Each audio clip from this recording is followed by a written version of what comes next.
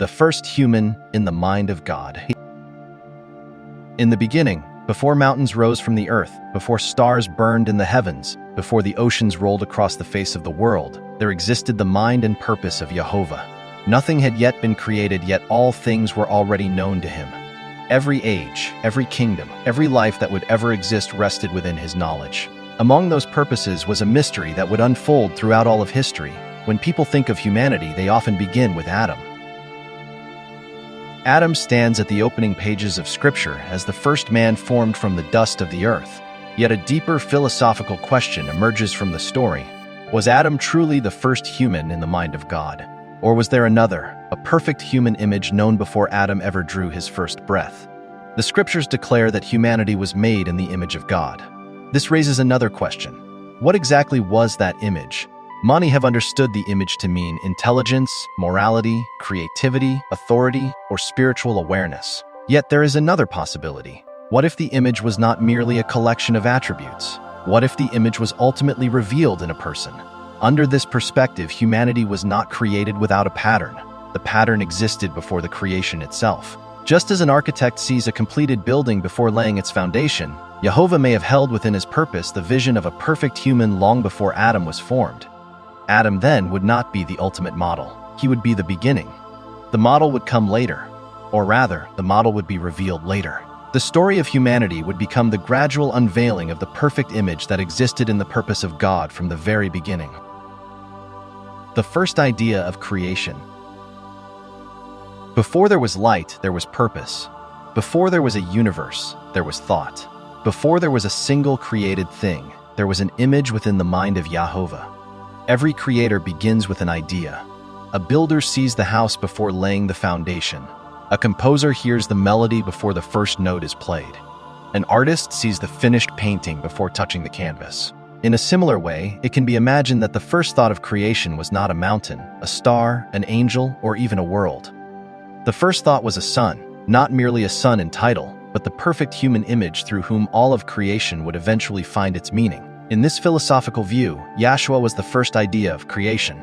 Before Adam existed, before the Garden of Eden, before the foundations of the earth, YaHoVaH already beheld the perfect human he intended to reveal. The story of creation therefore did not begin with dust. It began with design. It began with purpose. It began with a perfect image held within the mind of God. Everything that followed unfolded from that image. The stars were created. The heavens were stretched out. The earth was formed. Life appeared. Yet all of it moved toward the revelation of the first idea. Just as a great story moves toward its central character, creation itself moved toward the unveiling of the Son. From this perspective, Yeshua was not simply another human who appeared late in history. He was the human around whom history itself was designed. He was the original pattern, the original intention, the original image, the first human known by YaHoVaH before any other human was created. In this sense, Yeshua could be understood as the first human ever made, not necessarily the first to walk the earth, but the first to exist within the creative purpose of God. Before Adam was formed from the dust, Yeshua existed as the perfect image within the divine plan. Before humanity was spoken into existence, humanity was already defined by him. Adam would become the first earthly representative of that image. But Yeshua would remain the original pattern. The blueprint never changes even when the first building fails. The design remains even when the first attempt falls short. Likewise, when Adam failed, the original image remained untouched. The first idea remained perfect. The first son remained the goal. The first human in the purpose of YaHoVaH would eventually enter history and complete the mission that had existed in the heart of God from the very beginning. Adam and the mission. When Adam was created, he was not created as a finished product. He was created with a mission. The garden was not merely a home. It was a place of testing, a place of growth, a place where humanity would choose whether it would remain united with its creator. Adam was given authority over the earth. He was given dominion. He was given responsibility. The destiny before him was extraordinary. The earth itself was entrusted to humanity. Had Adam remained faithful, he may have become the very reflection of the perfect image God intended from the beginning. The story of mankind could have unfolded very differently. The first man was given the opportunity to fulfill the purpose for which humanity was created. But freedom requires choice, and choice carries risk. YaHoVaH knew this from the beginning. The possibility of failure existed, not because God lacked knowledge, but because genuine love and obedience cannot exist without freedom. Adam's mission was real. His opportunity was real. His responsibility was real. Yet within the wisdom of YaHoVaH existed a plan beyond Adam. A plan that existed before Adam was even formed. The perfect human image remained. The Son remained, the archetype remained, waiting. The fall and the ancient promise. Then came the serpent. The garden became a battlefield. The enemy did not arrive with armies. He arrived with doubt, a question, a temptation, a subtle invitation to place human judgment above divine wisdom. Adam failed. The mission entrusted to him was broken. The earth entered a new chapter. Death entered. Suffering entered. The image became distorted. The ruler of creation became a slave to corruption. Yet, even as judgment was spoken, a promise emerged. Turning toward the serpent, YaHoVaH declared, "He shall bruise your head, and you shall bruise his heels."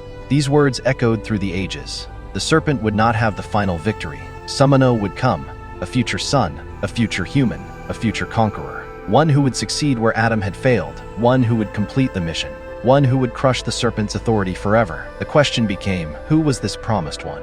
The answer may have been hidden from the beginning. The promised deliverer was not a new idea. He was not an emergency response. He was not a hastily created solution. He was the original pattern. The first image, the Son who existed in the purpose of God before the foundation of the world. The first Son and the last Adam. As centuries passed, humanity searched for the promised seed. Kings arose. Prophets appeared, warriors fought, empires expanded. Yet every generation repeated Adam's failure. No one could fully restore what had been lost. No one could completely reflect the image. Then the Son entered history. Not merely as another descendant of Adam, not merely as another king, but as the original pattern finally revealed. The human being who perfectly reflected the intention of YaHoVaH. The image from the beginning, the first Son, the perfect human. What Adam was meant to become appeared in complete form. The mission entrusted to the first man was now carried by the one who stood first within the purpose of God. This gives profound meaning to the title, The Last Adam. Adam was the first representative of humanity. Yeshua became the final representative. Adam began the mission. Yeshua completed it. Adam encountered the serpent and fell. Yeshua encountered the adversary and overcame. Adam brought death into the world. Yeshua brought life. Adam lost the inheritance. Yeshua restored it. The story had come full circle. The crushing of the serpent. The ancient promise spoken in Eden had waited thousands of years for fulfillment. The serpent bruised the heel. The Son suffered. He was rejected, mocked, wounded, killed. For a moment it appeared that darkness had triumphed, yet the promise had never been about the heel. The promise was always about the head. The wound inflicted by the serpent was temporary. The wound inflicted by the Son was final. The authority of the serpent was broken. The rebellion that began in Eden was confronted by the very image of God that humanity had failed to become. The perfect human stood where the imperfect human had fallen. The mission was completed. The victory secured. The ancient enemy defeated. The destiny of humanity. The story therefore becomes larger than the story of Adam alone. It becomes the story of a perfect image that existed before creation itself. Adam was given the first opportunity to fulfill that image. Humanity was entrusted with the mission, yet, when humanity failed, the original pattern remained. The Son remained, the purpose remained, the image remained. And in the fullness of time, the first human in the mind of God stepped into history to complete what the first human on earth could not. The entire drama of Scripture then unfolds as a journey from pattern to fulfillment, from intention to revelation, from Adam to Yeshua. The garden begins the story. The promise sustains the story. The Son completes the story. And the destiny of humanity is found not merely in returning to what Adam once was, but in becoming what YaHoVaH intended from the very beginning, the likeness of the perfect Son, the first image, the first purpose, and the final victory of God.